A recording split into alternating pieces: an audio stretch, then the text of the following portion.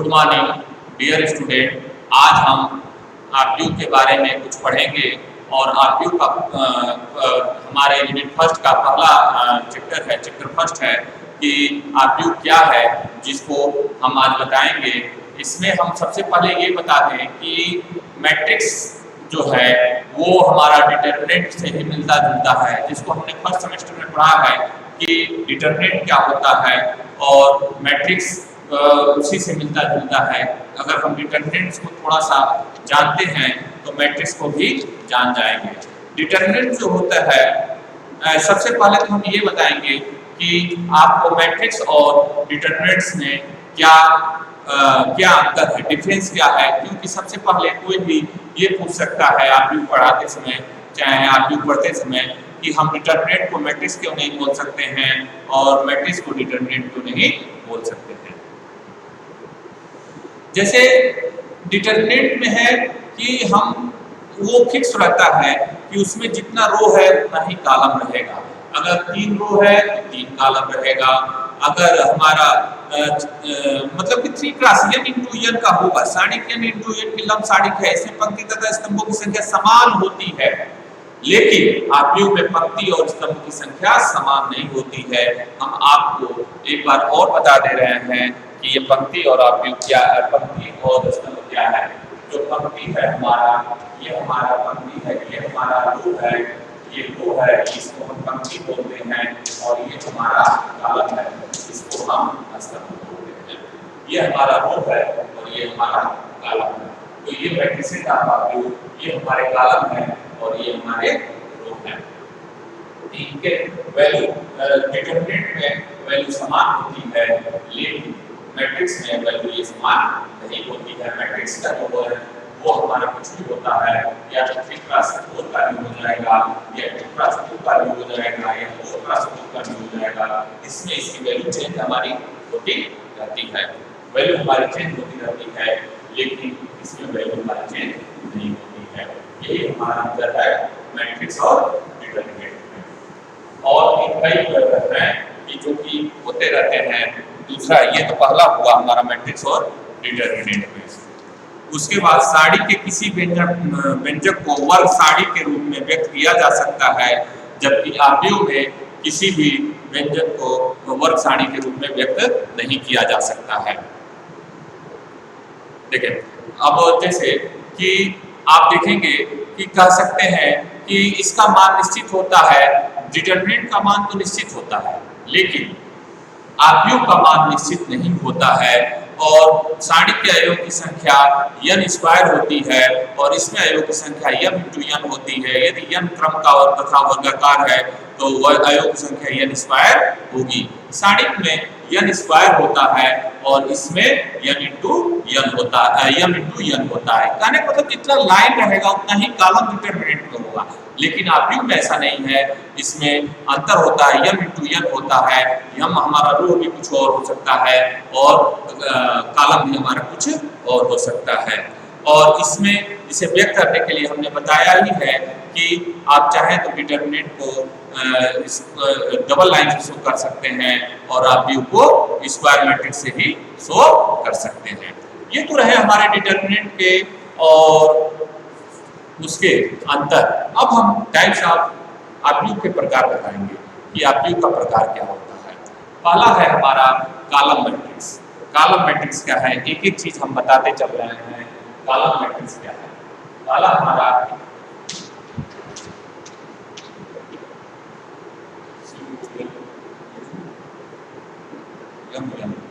Column matrix,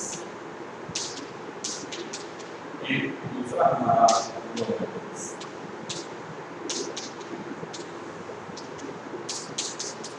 तीसरा हमारा हमारा कॉलम मैट्रिक्स, जिसको यदि हम इस कॉलम में ही हमारा मैट्रिक्स हो, अगर कॉलम मैट्रिक्स मतलब कि अगर हमारा जो वो 1 2 3 ये कॉलम, ये हमारा कॉलम मैट्रिक्स है और ये हमारा रो मैट्रिक्स है, इसी को हम कॉलम मैट्रिक्स, इसको हम कॉलम मैट्रिक्स बोलते हैं, इसको हम रो मैट्रिक्स बोलते हैं। पहला हमारा कॉलम मैट्रिक्स हो गया, दूसरा हमारा रो मैट्रिक्स हुआ। ना हो तो आप डिफिनेशन लिख सकते हैं कॉलम मैट्रिक्स का।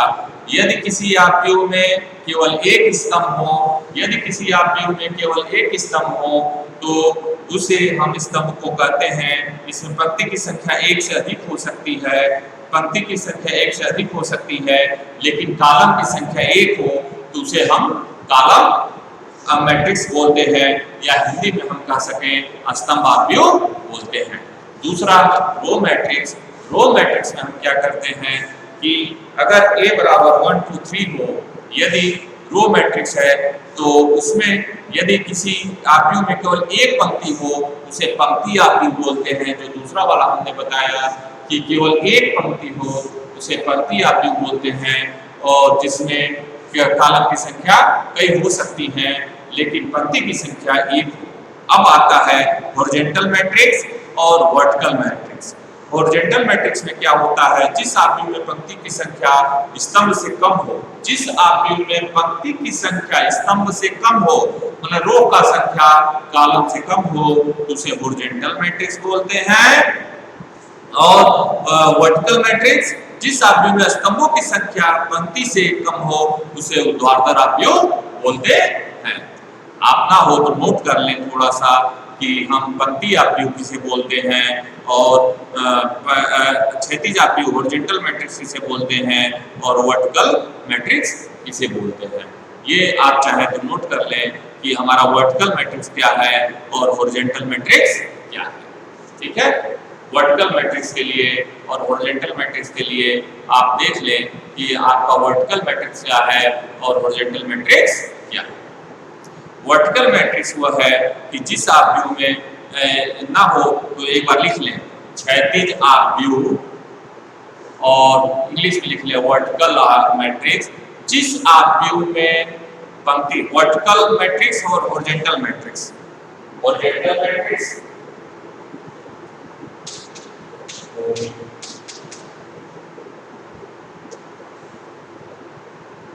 हॉरिजॉन्टल मैट्रिक्स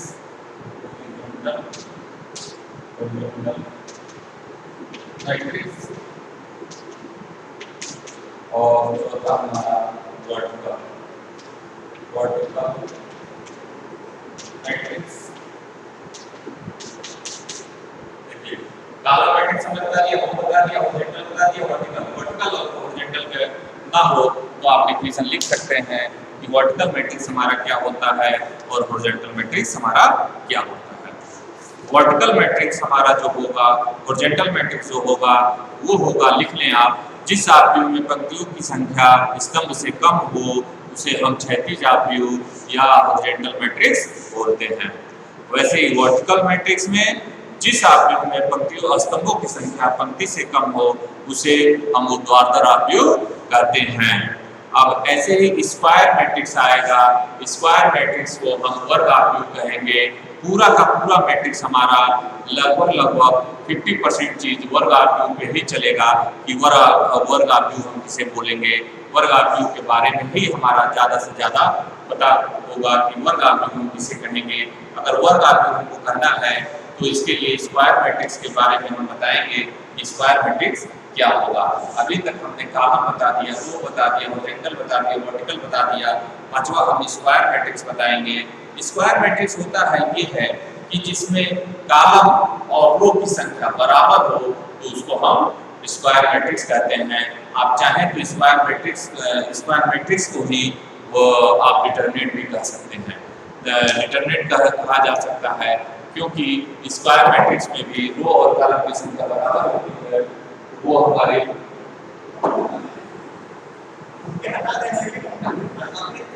रो और मैट्रिक्स की संख्या बराबर होती है, उसी को हम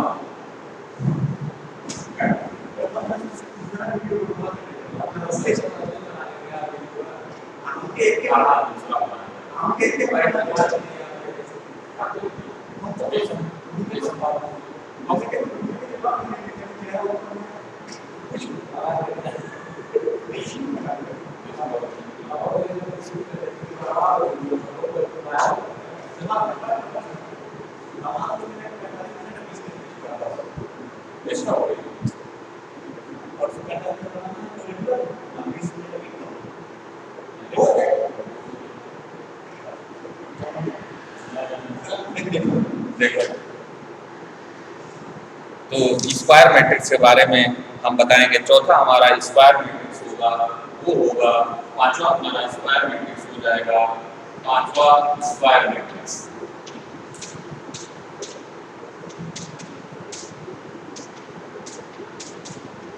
ये हमारा पांचवा स्क्वायर मैट्रिक्स हो जाएगा। यानी मतलब हमने कॉलम मैट्रिक्स बता दिया, रो मैट्रिक्स हो गया, होरिजेंटल मैट्रिक्स भी हो गया, वर्टिकल मैट्रिक्स भी हो गया और स्क्वायर मैट्रिक्स भी हो गया। हमने पांचों का टाइप्स हमने बता दिया कि आपका स्क्वायर मैट्रिक्स क्या होगा, होरिजेंटल मैट्रिक्स क्या होगा और ये स्क्वायर मैट्रिक्स के बारे में भी हमने बता दिया। स्क्वायर मैट्रिक्स उसे कहते हैं जिसमें हम किसी को भी वो कर सकते हैं, मतलब कि डिटरमिनेंट को ही स्क्वायर मैट्रिक्स हम बोलते हैं। चार चीज बता दिया। पांचवा है कि principal diagonal and diagonal element. जो हमारा डायगोनल एलिमेंट होगा, डायगोनल इसे कहते हैं कि जो बीच वाला, जिस अगर मैट्रिक्स में बीच वाला है उसे ही हम डायगोनल बोलते हैं। आप समझा है? तो ये देख लें कि डायगोनल हम किसे बोलते हैं। अगर हमारा कोई मैट्रिक्स है 1 2 3 4 5 6 7 8 9, तो ये बीच वाला है, यही हमारा डायगोनल मैट्रिक्स होता है। ये हमारा डायगोनल मैट्रिक्स होता है। और इसी के बाद एक आइडेंटिटी मैट्रिक्स होती है, जो आइडेंटिटी मैट्रिक्स है 1 0 0 0 1 0 0 0 1, और ये हमारी आइडेंटिटी मैट्रिक्स होती है जिसमें हमारे सब के सब डायगोनल हो, 1 हो और चीजें हमारी 0 हो, तो वो हमारा डायगोनल हमारा होगा। ये आइडेंटिटी मैट्रिक्स। हमने आपको डायगोनल के बारे में अच्छे से बता दिया कि डायगोनल मैट्रिक्स हमारी जो होगी वो होगी, डायगोनल मैट्रिक्स जो होगा वो हमारा होगा क्या, कि जो 1 1 1 हो वो हमारा डायगोनल मैट्रिक्स होगा, और जो बीच वाला होगा उसे डायगोनल मैट्रिक्स बोलेंगे। जो हमारा 1 1 है इसी को हम आइडेंटिटी मैट्रिक्स बोलते हैं। कहने का मतलब हमने क्या क्या आपको बता दिया, कॉलम मैट्रिक्स बता दिया, रो मैट्रिक्स बता दिया, वर्टिकल मैट्रिक्स बताया, होरिजेंटल मैट्रिक्स बताया, और उसके बाद हमने डायगोनल मैट्रिक्स भी बता दिया। उसके बाद एक अब आता है zero or null matrix. Zero or null matrix में सब के सब हमारे जो होंगे वो जीरो होंगे, उसे हम जीरो या नल मैट्रिक्स कहेंगे। लगभग हमने टाइप आपको बता दिया, और एक बार और टाइप को हम दोहरा दे रहे हैं, जिसको आप देख लें कि टाइप की कितने टाइप्स के होते हैं।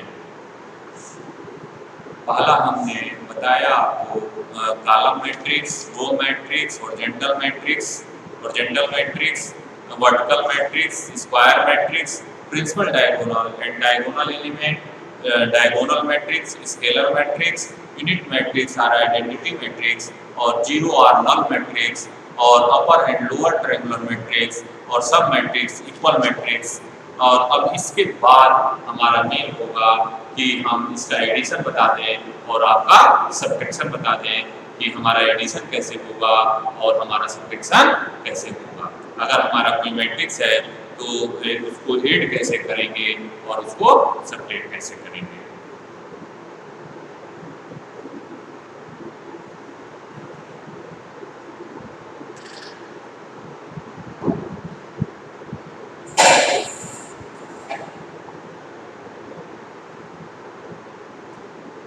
अगर हमारा कोई मैट्रिक्स है, अगर हमारा कोई ऐसे ही मैट्रिक्स है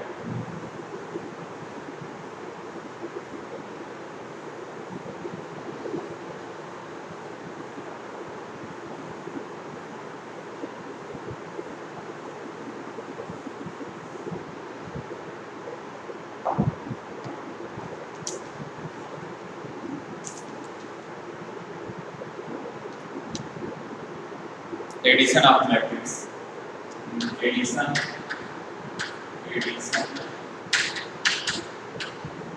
ऑफ मैट्रिक्स। हमारा जो मैट्रिक्स का एडिशन होगा वो कैसे होगा। अगर मान लें ये बराबर 1 2 3 4 5 6 और 7 8 9, और ये बराबर हमारा दे दिया, ये बराबर 7 6 8 9 1 2 3 4 5 हमारा क्या है, ये भी जो मैट्रिक्स है वो भी 3 क्रॉस 3 का है और ये भी जो मैट्रिक्स है वो भी हमारा 3 क्रॉस 3 का है। ये भी हमारी जो मैट्रिक्स है वो भी 3 क्रॉस 3 की है और ये भी हमारी जो मैट्रिक्स है वो भी 3 क्रॉस 3 की है। अब इसको ऐड करना है, ए प्लस बी हमको ऐड करना है, लिखेंगे अब अगर हमें ए प्लस बी ऐड करना है क्या करेंगे, सबसे पहले 1 में 7 जोड़ा, 1 में 7 जोड़ा ये, 2 में 6 जोड़ा ये, 3 में 8 जोड़ा ये, फिर 4 में 9 जोड़ा, 4 में 9 जोड़ा 14, 5 में 1 जोड़ा 6, 6 में 2 जोड़ा 8, फिर 3 में 7 जोड़ा 10 और फिर 8 में 4 जोड़ा 12, 9 में 5 जोड़ा 14। ये हमारी जो होगी ए प्लस बी वो हमारा एडिशन ऑफ मैट्रिक्स होगा और इसी को हम एडिशन ऑफ मैट्रिक्स बोलते हैं। और ऐसे ही अभी सब्ट्रैक्शन बता देंगे, पहले आप एडिशन ऑफ मैट्रिक्स बताएं, वो कर लें, एक क्वेश्चन को दे रहा हूँ उसको आप साफ करके दिखाएं, देखें कि आप कर पाएंगे कि नहीं। यदि ए बराबर 1 2 3 6 7 8 9 2 5 और b बराबर दिखाई दे रहा है ना, b बराबर 3 2 4 5 6 2 7 2 4 फिर 7 2 4 और इसका a प्लस बी बताया और मैं जानता हूँ जहाँ तक कि आप बता देंगे कि a प्लस बी क्या है।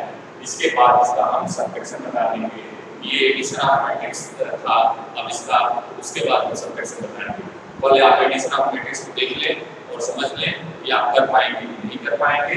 अगर कोई प्रॉब्लम होगी तो आप कमेंट करिएगा और मैं उसका रिप्लाई करूंगा कि कैसे हमने ऐड किया। अगर आपको समझ में आएगा तो कोई बात नहीं है, अगर नहीं समझ में आएगा तो आप कमेंट करिएगा, ठीक है। तो हम आपको 2 मिनट का टाइम देते हैं, इसको क्वेश्चन को सॉल्व करिए, नहीं समझ में आएगा तो आप कमेंट जरूर करिएगा और एक निकाल के देखिए।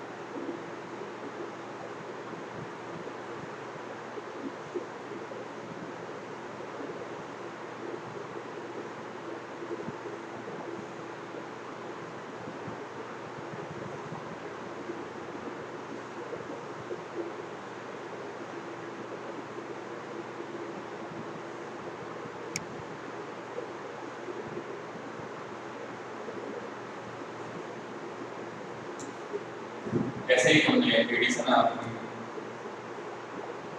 ऑफ मैट्रिक्स बताया, ऐसे ही हम अब सब्ट्रैक्शन ऑफ मैट्रिक्स बता रहे हैं। सब्ट्रैक्शन ऑफ मैट्रिक्स क्या है, हमारा सब्ट्रैक्शन ऑफ मैट्रिक्स कैसे होगा, वो चीजें हम बता दे रहे हैं। सब्ट्रैक्शन ऑफ मैट्रिक्स हम कैसे निकालेंगे, ये तो हमारा रहा है एडिशन ऑफ मैट्रिक्स। अब हम सब्ट्रैक्शन ऑफ मैट्रिक्स बता दे रहे हैं कि सब्ट्रैक्शन ऑफ मैट्रिक्स क्या है। सब्ट्रैक्शन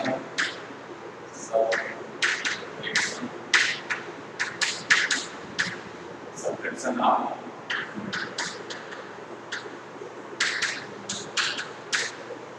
अगर हमारा कोई दो मैट्रिक्स है, यदि क्वेश्चन है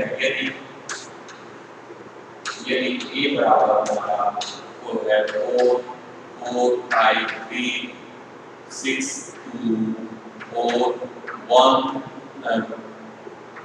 3 2 4, अगर हमारा कोई मैट्रिक्स है और B बराबर है, जैसे कि हमारा कोई मैट्रिक्स है 1 B बराबर का मैट्रिक्स है 3 4 2 4 1 3 2 1 2, अगर हमारा ऐसा कोई मैट्रिक्स है तो A माइनस बी क्या होगा, इसके लिए हम करेंगे ये कि A माइनस बी के लिए हम करते हैं 4 में से 3 गया 1, 5 में से 4 गया 1, 3 में से 2 गया 1, 6 में से 4 गया 2, 2 में से 1 गया 1, 4 में से 3 गया 1, 3 में से 2 गया, ये माइनस नहीं है, 3 में से 2 गया 1, 2 में से 1 गया 1, 4 में से 2 गया 2।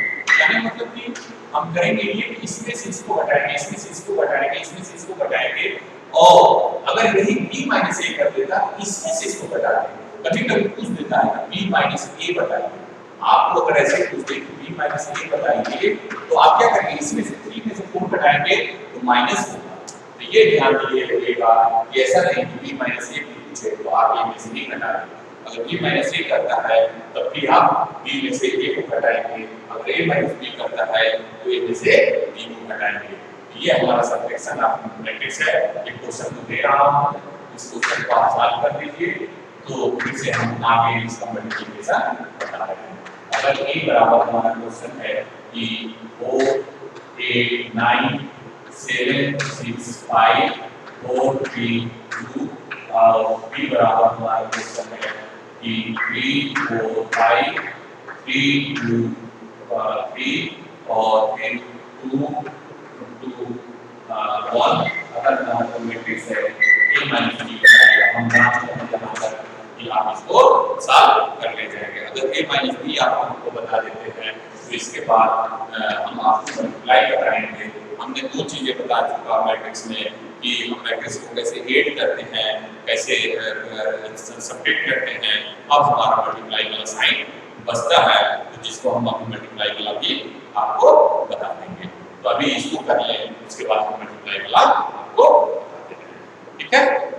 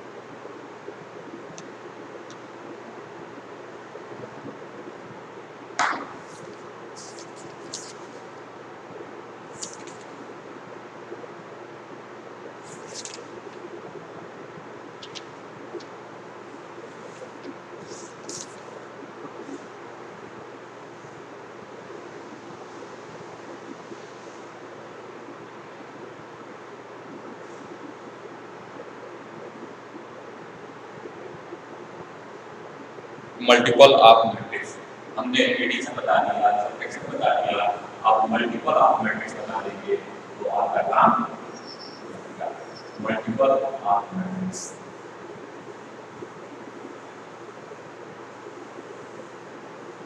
मल्टीपल ऑफ मैट्रिक्स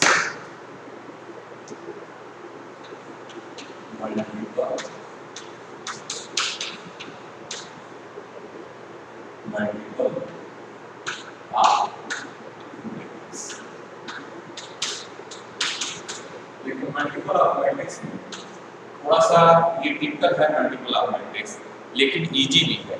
जितना टिपिकल है उतना ही इजी भी है।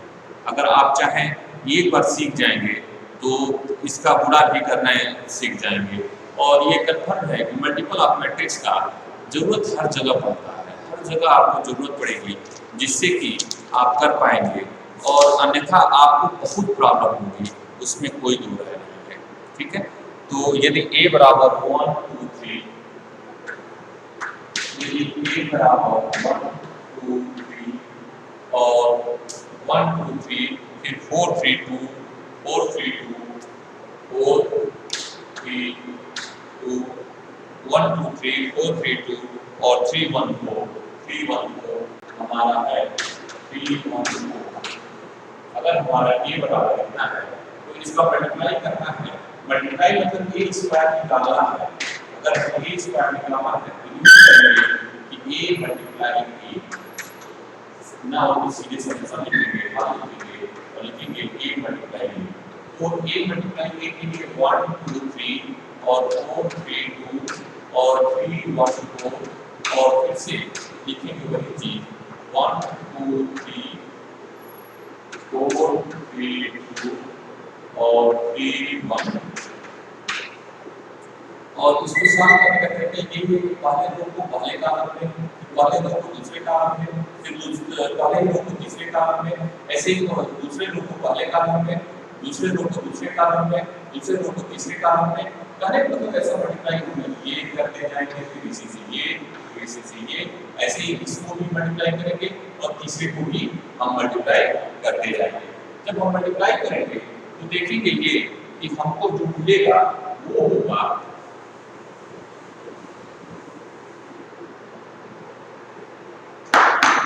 ये बहुत ही इंपॉर्टेंट है, इसको ध्यान से देखिएगा। ये 1 2 3 4 3 2 और 3 1 4 ये मल्टीप्लाई जब हम करेंगे ये होगा 1 2 3 4 3 2 और 3 1।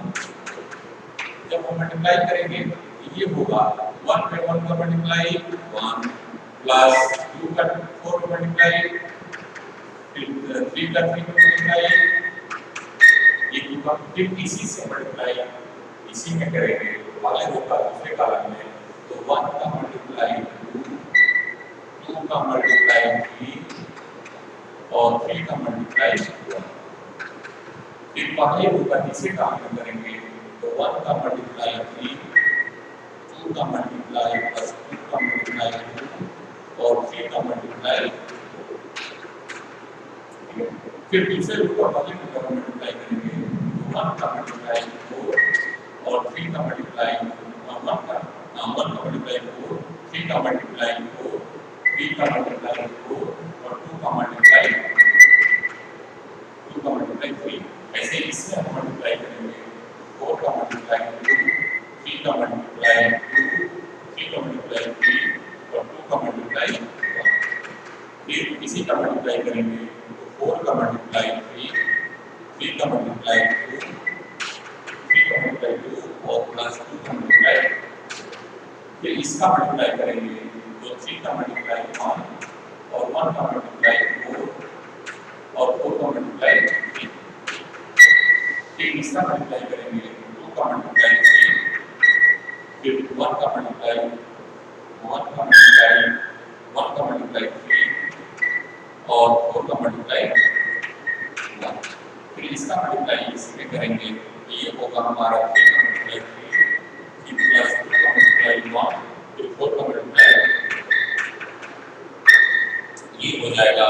और इसका आंसर जो आएगा 6 7 13, इसका आंसर ए स्क्वायर निकाल 18 11 19 जब निकालेंगे आएगा 18 11 19 और 18 11 19 18 22 19 26 22 19 26 और फिर तीसरा हमारा होगा 22 19 26 19 13 27 19 13 27 और ये हमारा आंसर हो जाएगा फाइनल। और ये हमारा ए स्क्वायर हो जाएगा, इसको हम ए स्क्वायर कह सकते हैं। कहने का तो मेरा ये है कि जो मल्टीप्लाई है ना वो हमको बहुत जरूरी है। अगर आपको मल्टीप्लाई नहीं आएगा तो आगे के चैप्टर को करने में आपको कंफर्म है कि प्रॉब्लम होगी। अगर आप मल्टीप्लाई नहीं कर पाते हैं, मल्टीप्लाई नहीं सीख पाते हैं, तो आगे के चैप्टर में आपको प्रॉब्लम होगी। इसमें कोई दो राय नहीं है कि आपको प्रॉब्लम ना हो, कंफर्म है कि आपको प्रॉब्लम होनी है। इसलिए मल्टीप्लाई आप सीख लें और मल्टीप्लाई को देख लें कि कैसे हम मल्टीप्लाई को करेंगे, जिससे कि हम आगे के क्वेश्चनों को बता सकें। नहीं तो हम आगे के क्वेश्चनों को नहीं बता पाएंगे, जिससे आपको प्रॉब्लम होगी। तो हम आज क्या करेंगे कि इस वीडियो को यहीं पे अंत करेंगे, क्योंकि हमने आपको एडिशन बता दिया, सब्ट्रैक्शन बता दिया मैट्रिक्स का, और फिर मल्टीप्लाई भी बता दिया हमने, एडिशन बता दिया, सब्ट्रैक्शन बता दिया, मल्टीप्लाई भी बता दिया। तो जिसको आप घर से करके आइएगा, देखिएगा। अगर आपको लगेगा कि प्रॉब्लम हो रही है तो हमसे पूछिएगा, तो हम आपको बताएंगे। और ये कंफर्म है कि आपको जहाँ प्रॉब्लम हो उसमें कमेंट करें। कमेंट करेंगे तो मैं देखूंगा, तो देखने के बाद आपको जो चीज़ें नहीं समझ में आएंगी उसका हम रिप्लाई करेंगे। अगर रिप्लाई करने का मतलब मैं एक और वीडियो बना दूंगा, और उस वीडियो बनाने के बाद उसमें अपलोड कर दूंगा जहां आपने कमेंट किया है, जिससे कि आपके प्रॉब्लम का सलूशन मिल जाए। तो आज घर पे जाके आप एकदम 100% एडिशन, सब्ट्रैक्शन और जो हमने टाइप्स ऑफ मैट्रिक्स बताया है उसको जरूर देखें, जिससे कि आपका काम हो सके, जिससे आप क्वेश्चन को कर सकें। नहीं तो अदरवाइज आगे जाके मैट्रिक्स में आपको प्रॉब्लम होनी है, क्योंकि मैट्रिक्स एक ऐसा चैप्टर है, पहला यूनिट हमारा, कि इसमें एक एक चीज़ हमारा बहुत ही इम्पॉर्टेंट है। अगर आप ऐसा नहीं करते हैं तो फिर आपको प्रॉब्लम आनी है, और प्रॉब्लम जब आएगी तो फिर आपको कोई चीज़ें नहीं समझ में आएगी, तो आपको लगेगा कि हमें कुछ प्रॉब्लम हो रही है। इसलिए इस क्वेश्चन को जाते ही घर पे सॉल्व करिएगा। धन्यवाद।